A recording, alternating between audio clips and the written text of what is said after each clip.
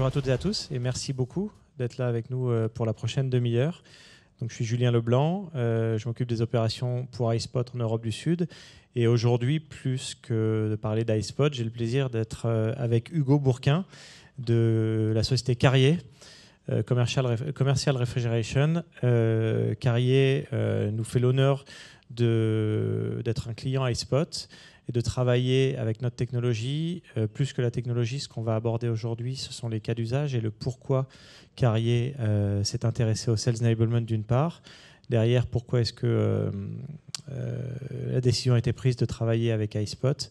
Mais voilà, on va vraiment essayer d'être dans du tangible et de répondre derrière à vos questions. Donc n'hésitez pas, on a une petite audience, il faut que ce soit interactif. Si vous avez des questions, vraiment n'hésitez pas. En préambule, je voudrais rappeler quelques chiffres que j'ai déjà présentés ce matin, mais qui sont importants pour mettre un cadre et en perspective pourquoi le Sales Enablement et quels sont les challenges auxquels on répond aujourd'hui. Aujourd'hui, ce qu'on se dit, et on est à peu près tous d'accord là-dessus, c'est qu'on est dans un climat de tension qui fait que les équipes sont sollicitées pour délivrer un petit peu plus. En d'autres termes, côté go-to-market, on doit donner un petit peu plus et on est souvent restreint sur les ressources qui sont mises à notre disposition. Il n'y a pas 36 route pour arriver à cela. Il faut être en mesure de mieux équiper et mieux coacher nos équipes commerciales de manière à ce qu'elles délivrent un petit peu plus. Or, force est de constater qu'aujourd'hui, on a à peu près 3/4 du temps d'un commercial qui n'est pas consacré à la vente. Un commercial n'est à hauteur de 75%, pas en face du client, pas dans une action de vente. Ça, c'est problématique et il faut impérativement pouvoir répondre à ce sujet-là. L'autre point important, c'est que 16% uniquement du processus d'achat se passe en face de l'acheteur quand on est vendeur. Ça veut dire quoi? Ça veut dire qu'il y a une très grande majorité du temps que l'acheteur va passer à chercher lui-même, à se renseigner, à discuter, échanger avec ses pairs sur le marché.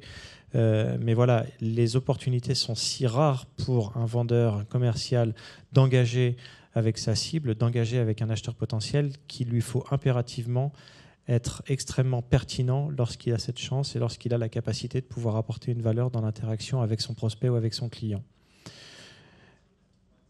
Le deuxième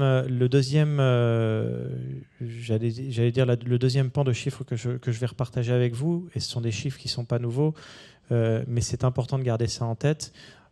Quand on se parle d'efficacité et d'efficience opérationnelle de go-to-market, on parle certes dans un premier temps des équipes commerciales, mais ces équipes commerciales sont équipées par des équipes de product marketing, de marketing, qui conçoivent beaucoup de matière, de plus en plus, toujours plus. Or, aujourd'hui, beaucoup de ces équipes sont relativement aveugles sur la capacité qu'elles ont à dire ce qui est utilisé quand ça l'est. En l'occurrence, Gartner nous rapporte que 70% de ce que des équipes product marketing vont produire, vont créer, n'est pas utilisé par les équipes go-to-market. Et quand ça l'est derrière, l'intérêt, c'est de pouvoir savoir à quel point est-ce que ça impacte positivement le business. Est-ce que réellement c'est engageant avec mon prospect? Est-ce que ça apporte cette fameuse valeur dont je parlais? Est-ce que ça va m'aider à aller vers une génération de revenus supplémentaires, une sécurisation de mon client, un CSAT plus élevé que ce que je peux constater au début. Un point précis, un regard particulier au sein de ces contenus sur le training. Si on prend le training de manière isolée, comme c'est souvent le cas, eh bien, on se rend compte que 87% des messages qu'on va faire passer à un moment M vont être oubliés au bout d'un certain temps, en l'occurrence 1 à 2 mois. Si vous avez ce qui s'appelle communément un Learning Management System en place, vous allez pouvoir vous assurer qu'une grande partie de votre population commerciale va passer ces chemins de training, ces certifications, mais est-ce que vous allez vous assurer au fil du temps que ce que ces personnes ont appris va réellement être appliqué sur le terrain? Ça, vous n'allez pas être en capacité de le faire. Donc 87%, si vous prenez le learning sous un angle ponctuel, eh bien c'est le pourcentage de messages qui sera oublié. Et tout ça, malheureusement, ça nous arrive combiné, et ça nous amène à constater qu'on n'est même pas à 50% d'équipes commerciales qui, en règle générale, sont successful et arrivent à leurs objectifs. Voilà, je voulais rappeler ces chiffres pour mettre un cadre. On va rentrer dans le vif du sujet avec Carrier. On va s'attarder un petit peu sur les challenges que Carrier peut rencontrer, le pourquoi le Sales Enablement. Avant ça, Carrier, ce n'est pas forcément une société que tout le monde connaît. Et donc, je vais te passer la parole pour présenter quelques slides ton activité, puis on rentrera ensuite dans le vif du sujet. Parfait, merci. Déjà, bonjour à tous, Hugo Bourquin. Donc, je travaille pour la société Carrier et plus particulièrement pour la filiale commerciale de Carrier Réfrigération. Et donc, j'ai en charge le périmètre commercial des ventes de modernisation sur toute l'Europe. On verra un peu plus tard ce que c'est, mais si on veut le résumer, on va aller vendre toutes les solutions d'amélioration continue des installations existantes. Donc, c'est principalement sur le parc existant. Alors déjà, quelques informations à propos de Carrier pour ceux qui ne connaîtraient pas. Carrier, c'est le créateur de la climatisation, Willis Carrier. C'est une entreprise qui a bien évidemment énormément évolué. Aujourd'hui, on couvre l'ensemble du cycle de réfrigération. Ce qu'on dit, c'est qu'on part du champ jusqu'à la fourchette, donc jusqu'à chez vous, par différents market segments et business units, divisés de cette manière. La première étant la partie container, donc tout ce qui va être transport maritime. La seconde, ça va être toute la traçabilité, parce que le froid, quand on vend des aliments, il faut s'assurer qu'on vend des aliments qui soient sains pour les consommateurs. Donc on a une traçabilité qui est ultra importante. La deuxième, bien évidemment, qui s'est énormément développée, c'est le transport routier avec les camions. Vous devez parfois en voir dans Paris des camions avec le logo Carrier sur le dessus, il y en a énormément. Et puis celui qui est un peu moins connu, pourtant on l'utilise tous les jours, c'est la partie commerciale. Et en fait, c'est les vitrines réfrigérées que vous allez avoir dans vos supermarchés, aussi bien pour les fruits et légumes, pour les salades, les produits alimentaires comme on voit ici, mais aussi les surgelés et autres. Et cette partie-là, ça inclut les magasins, mais aussi les énormes plateformes logistiques que vous allez avoir de partout en Europe pour pouvoir distribuer cette nourriture. Donc on en arrive à la partie commercial refrigeration, donc c'est l'entreprise pour laquelle je travaille. Et donc aujourd'hui, on est leader européen, on est présent dans plus de 24 pays, plus de 3600 employés à ce jour. Alors on a 3 usines en Europe, dont une en France. On a notre propre, en parlant de formation, on a notre propre centre de formation pour nos techniciens, dans lesquels ils sont mis dans des situations réelles pour pouvoir résoudre les problèmes le plus rapidement possible une fois sur site. En quelques chiffres, donc c'est plus de 22 000 magasins sous contrat de maintenance au travers l'Europe, 9 000 magasins aujourd'hui connectés, et bien évidemment c'est un chiffre qui est en pleine expansion. Et encore une fois, 700 techniciens, nos propres techniciens, qui sont formés à notre savoir, à nos installations. Voilà, c'est vraiment des experts techniques là-dessus. Et vu les installations qu'on a aujourd'hui, vous allez voir pourquoi, ça a assez d'importance. Pour donner, voilà, je l'ai déjà abordé, mais pour donner un peu de contexte, quand vous allez dans votre supermarché, ce que Carrier Commercial Refrigeration va fournir, c'est donc les meubles, ce qu'on va appeler les multidecks. On va avoir les comptoirs, en fait, où vous allez acheter la viande, le poisson, etc. Mais ça, c'est la partie visible. Pour que tout ça, ça fonctionne, c'est pas, on en discutait tout à l'heure, c'est pas comme votre frigo chez vous, vous allez brancher et c'est fini. Non, vous allez avoir des chambres froides derrière, vous allez avoir une unité sur le toit, vous allez avoir ce qu'on appelle des racks en salle des machines, et c'est des installations qui fonctionnent au CO2 ou avec des pressions très élevées, donc il faut être expert dessus. Il y a énormément de maintenance à faire. Ça consomme, pour donner une idée, c'est intéressant de le mentionner, la réfrigération commerciale, c'est entre 60 et 70% de la consommation électrique d'un magasin.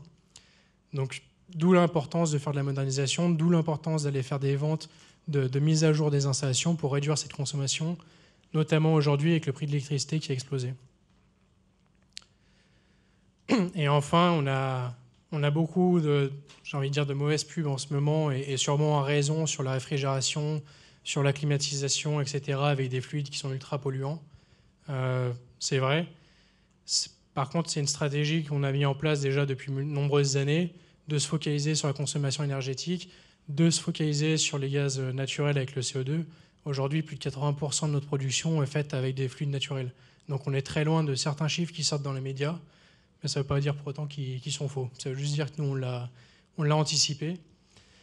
Et on voit que le travail est encore énorme, parce que vous avez vu qu'on couvre toute la chaîne logistique, toute la chaîne de froid, et pourtant il y a encore un tiers de la production mondiale qui est perdue. Donc on a encore énormément de travail à faire dessus. Donc énormément de travail à faire, ça veut dire énormément d'innovation. Sans tomber dans la caricature, vous avez une position qui pendant des années a permis à des équipes commerciales de vendre assez simplement vos produits. Il y avait une demande très soutenue. Il y avait une innovation qui était là, mais enfin qui globalement voilà, alimentait. Et puis il y avait un tout venant qui était OK. Et depuis quelques années, on est vraiment face à plus de challenges parce qu'un marché qui se tend, parce que de nouvelles demandes du marché ou de nouveaux impératifs liés à l'énergie saving. Tu le disais, ça coûte beaucoup plus cher désormais de faire tourner un appareil Carrier parce que la concurrence qui augmente également. Tu peux nous donner un petit peu la genèse de ces challenges que Carrier CCR a rencontrés et puis éventuellement faire le lien avec, une fois que vous avez, Hector a dit, les problèmes identifiés, comment est-ce que le Sales Enablement a lui-même été identifié comme une potentielle ou une possible piste d'amélioration? Oui, tout à fait. Donc, en effet, on a eu pendant des années des ventes qui étaient, on va dire, très transactionnelles, qui étaient gérées avec un siège européen qui gérait plusieurs pays. Alors quand vous êtes 2-3 players, vous savez que la répartition, elle va évoluer un peu dans le temps, mais si vous faites bien votre travail, vous allez arriver à le gérer. Aujourd'hui, ce qu'on disait, il y a beaucoup plus de concurrence. On a des prix, en fait, on a une inflation générale de l'électricité, on a l'inflation des prêts bancaires, etc. Ce qui fait que nos clients, les budgets qu'ils avaient avant, ils financent un volume qui est moins grand. Donc la part du gâteau s'est rétrécie, maintenant on est plus dessus. Donc il faut être beaucoup plus efficace. Et ce qu'on voit, c'est que nos techniques de vente sur des ventes très traditionnelles, comme on l'a eu depuis des années, elles fonctionnent toujours. On a encore aujourd'hui une croissance à double chiffre. Mais on voit qu'on arrive sur des secteurs un peu plus tendus, beaucoup plus concurrentiels, notamment ce qu'on va appeler le tier 2. On a des clients qui n'ont pas les mêmes moyens financiers. Donc encore une fois, il y a beaucoup plus de discussions, c'est beaucoup plus pointilleux. Et là, on va avoir des clients qui parfois vont être obligés à penser court terme et donc partir sur des solutions à très bas coût, mais aussi à une qualité moindre. Et en fait, sur le cycle de vie du produit, c'est moins intéressant pour le client. Mais ça, il ne l'a pas dans la perception immédiate, parce que lui, il a un budget et il se dit j'ai tant de magasins à faire, je suis obligé d'aller au moins cher. Mais peut-être qu'il faut faire moins de magasins, mieux, pour être plus périn, etc. Et alors, comment contrer ça? Comment est-ce que vous vous êtes dit, ça c'est l'État, et on est face à ces clients-là de plus en plus. Malgré cela, il faut que nos commerciaux soient en mesure de porter une valeur et d'avoir un message qui fasse un petit peu sortir de ce bas coût à tout prix. Oui, le prix est un des éléments, mais pas l'unique à considérer. En fait, ce qu'on s'est rendu compte, c'est qu'il faut avoir un commercial qui est capable d'aller prendre le contrôle de la discussion avec le client, qui est capable d'aller, on en discutait ensemble, de le challenger sur les idées qu'il peut avoir. Parfois, ça ne fait pas toujours plaisir, mais remettre en cause un peu l'idée ou le business case qu'on a pour lui prouver qu'il y a d'autres solutions, il y a d'autres moyens de faire les choses. Et ça passe par la formation, ça passe par la connaissance des produits, ça passe par le coaching quotidien des équipes commerciales. Et on est arrivé sur la filiale du Sales Enablement parce qu'on se rendait compte, après un assessment, qu'on avait des commerciaux qui étaient formés à ces techniques de vente très traditionnelles. Certains avaient le potentiel d'évoluer sur ces ventes stratégiques et d'autres qui étaient beaucoup plus limités. Et donc là, il fallait qu'on agisse dessus. Il y a un vrai travail de coaching. Donc un constat, un premier diagnostic qui a été posé en se disant on se fait un assessment global de nos forces de vente et on constate ceux qui, en caricaturant, auront le potentiel ou lorsqu'il y a un gap important, on œuvre à pouvoir les équiper de mieux en mieux. Et c'est là que la question s'est posée du comment les équiper. Et avec quoi? Oui, exactement. Et je pense que ce que je disais, le timing est très important. Et nous, on a eu la chance et à la fois l'intelligence de le faire quand on a vu les premiers signes apparaître, où en fait, encore une fois, on a nos ventes transactionnelles qui fonctionnent très bien, on a encore une croissance de double chiffre, donc on pourra être dans notre fauteuil et se dire tout va bien, on n'a pas besoin de changer. Sauf que particulièrement sur mon segment, qui est donc si vous voulez, c'est du bien à avoir, mais c'est pas de l'obligatoire. En soi, l'installation, elle fonctionne, elle consommera moins d'énergie, mais elle fonctionne. C'est beaucoup plus stratégique et on avait encore une fois les commerciaux qui n'étaient pas formés à ça, donc il fallait les accompagner et les pousser. Et on s'est rendu compte en fait avec des KPIs, notamment le taux de conversion, que quand on est dans un secteur beaucoup plus complexe et avec un segment plus challengé, on va dire, ces KPIs ils commençaient déjà à être influencés et donc c'était temps de réagir immédiatement pour pas arriver sur un taux qui est non acceptable. Donc constat, identification du Sales Enablement en tant qu'initiative, hein, comme potentielle réponse. Et je dis en tant qu'initiative et pas simplement arriver à une sélection d'un partenaire, parce qu'il y a un vrai programme transformationnel. On se parle de changer le comportement des vendeurs, des équipes go-to-market, jusqu'à finalement l'agent dont tu parles qui va intervenir, qui lui-même, quand il est face au client dans une grande surface, va devoir être en mesure d'articuler cette valeur. Donc il y a un vrai changement comportemental attendu. Comment est-ce que vous opérez ça aujourd'hui? Donc, il y a des équipes qui ont été un petit peu modifiées. Vous êtes équipé d'une plateforme, en l'occurrence iSpot. C'est le début de l'aventure. Où est-ce qu'on en est aujourd'hui? Avec quelle espérance de gain? Alors, on est à l'étape d'implémentation aujourd'hui, mais il y a eu toute une phase de réflexion, comme tu disais, d'analyse, de constat. Ça n'a pas été fait uniquement par une seule personne dans l'entreprise, par exemple moi. Ça a été fait, et je pense que c'est pour ça, encore une fois, que le timing est important. Ça a été fait par plusieurs personnes et plusieurs personnes clés de l'entreprise. Donc moi, sur mon secteur commercial, les RH sur la valorisation des talents et la capacité d'évolution, le marketing et le product marketing par rapport au contenu. Aujourd'hui, une remise en question du contenu qu'on mettait dans la main de nos commerciaux. Et aujourd'hui, on est dans cette phase d'implémentation où on se dit il faut qu'on améliore notre contenu, il n'est peut-être pas suffisant, ou il faut peut-être qu'on revoie la manière de pitcher notre contenu. Ouais. Il faut qu'on fasse un meilleur onboarding de nos commerciaux sur les produits, mais aussi sur les outils qu'ils utilisent. Il faut qu'ils soient confortables en face des clients. Et le dernier pilier, c'est donc la stratégie de vente, où là, on est en train de partir sur une stratégie qui a été choisie pour accompagner les clients. Une méthodologie, une des méthodologies sur le marché. Mais donc, voilà, j'anticipe peut-être une des questions, mais ce qui est fondamental, c'est de comprendre qu'une technologie seule ne le fera pas. Un département seul pourra y trouver de la valeur, mais finalement, pour amener à ce changement comportemental dont on se parle et réellement transformer la société CCR, c'est un vrai travail d'équipe. Tu l'as mentionné, il y a les équipes sales, il y a les équipes marketing, product marketing, RH, il y a la finance qui a jeté son œil là-dedans aussi, et le top management. Et c'est vrai, il a fallu, en toute transparence, créer un business case. On a travaillé dessus ensemble. On s'est accordé sur des hypothèses de travail qui nous permettent de démontrer un futur ROI. Mais ça a été nécessaire pour faire valider ce projet, et c'est monté jusqu'au numéro 1 de CCR Europe pour validation.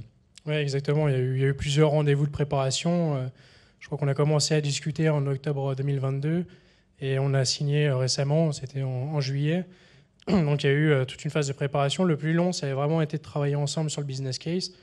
Et on a vraiment, de manière tout à fait factuelle, apprécié cet échange qu'on a eu où voilà, on se repoussait un peu chacun dans nos retranchements, à la fois iSpot et aussi nous de notre côté, pour remettre un peu en question à chaque fois le business case, être sûr qu'il soit bien ficelé, pour avoir quelque chose de costaud en fait, à présenter à notre direction.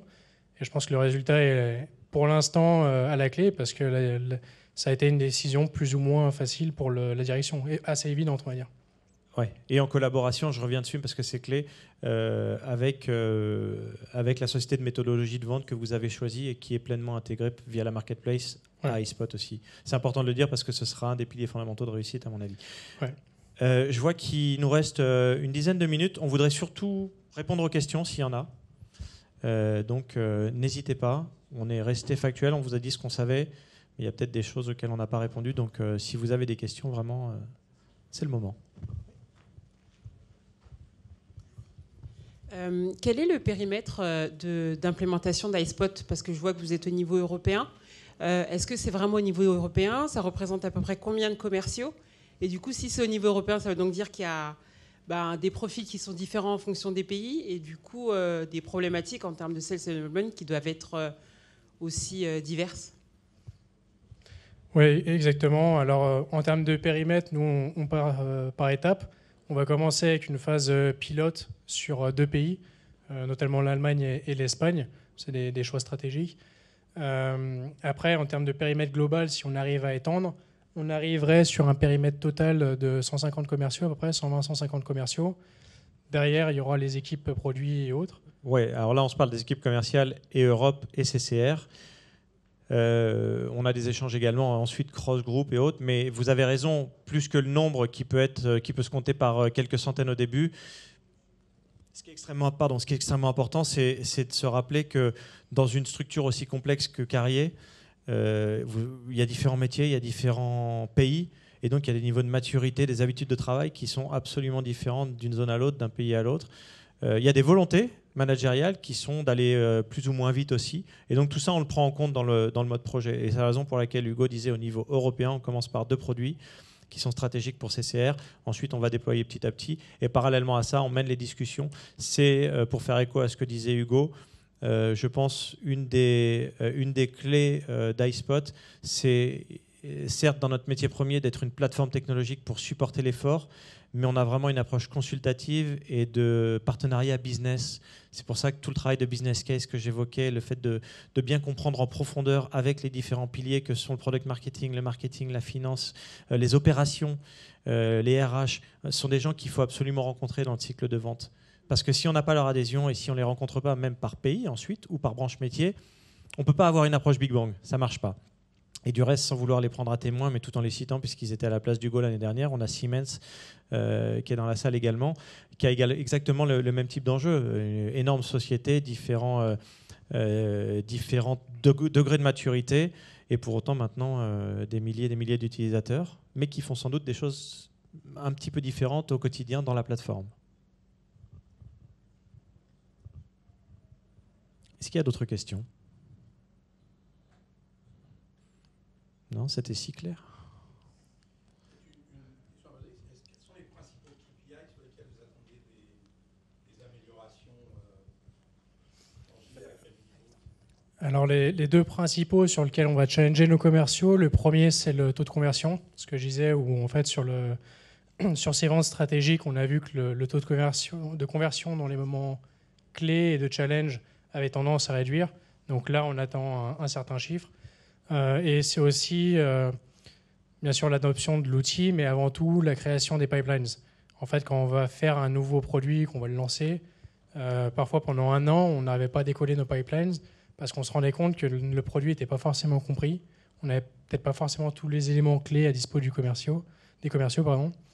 Et du coup, ça s'en fera partie. La rapidité d'accès au marché et l'évolution des pipelines vraiment sur la phase de lancement. Ça, c'est au niveau du Go.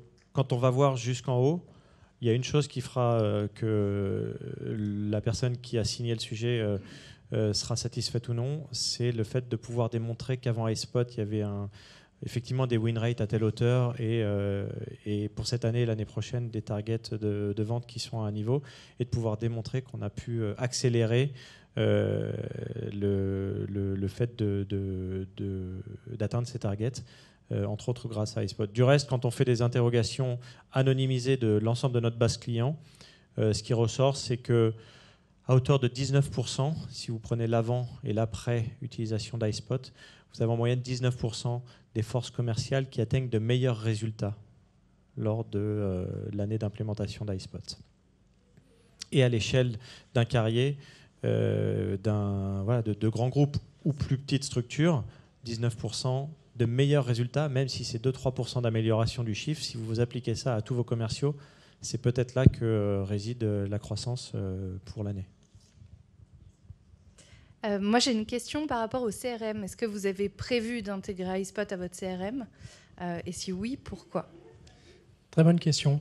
Non, ça faisait en effet partie des points clés. On a un CRM en place, on a un taux d'adoption qui est ce qu'il est. Et du coup, on a pris la stratégie d'adopter iSpot directement dans le CRM pour qu'en fait nos commerciaux, tout simplement, aient plus qu'un seul outil au quotidien.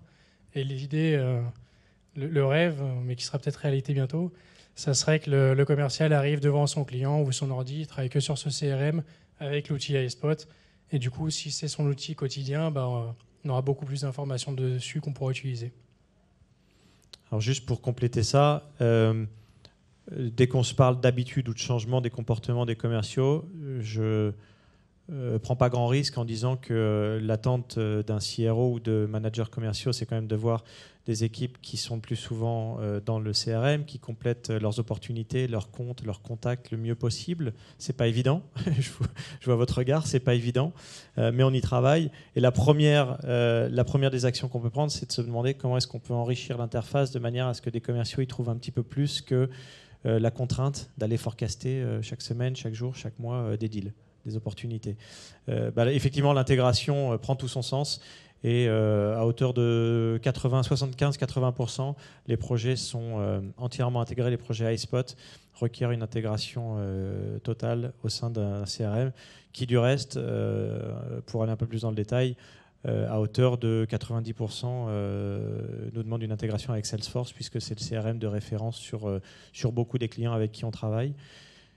J'ajoute un point, c'est que tout ce qu'on fait est complémentaire, bien entendu, à ce que Salesforce va proposer.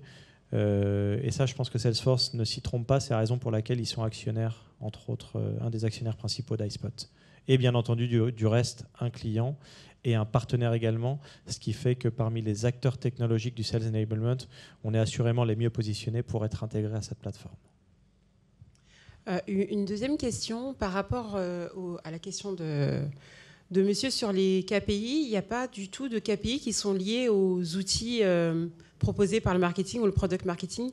Parce que du coup, l'idée d'iSpot, c'est de pouvoir fournir en temps réel et de manière facile et rapide l'ensemble des outils marketing qui vont aider les commerciaux. Est-ce qu'il y a un assessment qui a été fait au préalable sur les différents outils pour leur utilisation et de se dire est-ce que cela permet la conversion et améliore la conversion également? Quand vous parlez d'outils que le marketing utilise déjà, vous pensez à quoi? Tous les contenus, les présentations, etc. Ouais, mais du coup, différents potentiels repositories existants? Tout à fait, oui. Alors, il y a une approche étape par étape. On a souvent des équipes marketing qui vont nous dire, et qui sont plutôt OK avec ça, on a pas mal de repositories, on a beaucoup de SharePoint, mais nous, d'un point de vue marketing, on est à peu près OK pour manager notre contenu de cette manière-là. On va pas forcer au changement de ce côté-là. En revanche, si c'est le cas, et c'est un cas assez fréquent, différents SharePoint, des drives, des repositories autres, la multiplicité de ces repositories amène parfois à une complexité côté commercial pour trouver le contenu. Et on y est là directement sur les 75% de temps passé à ne pas vendre.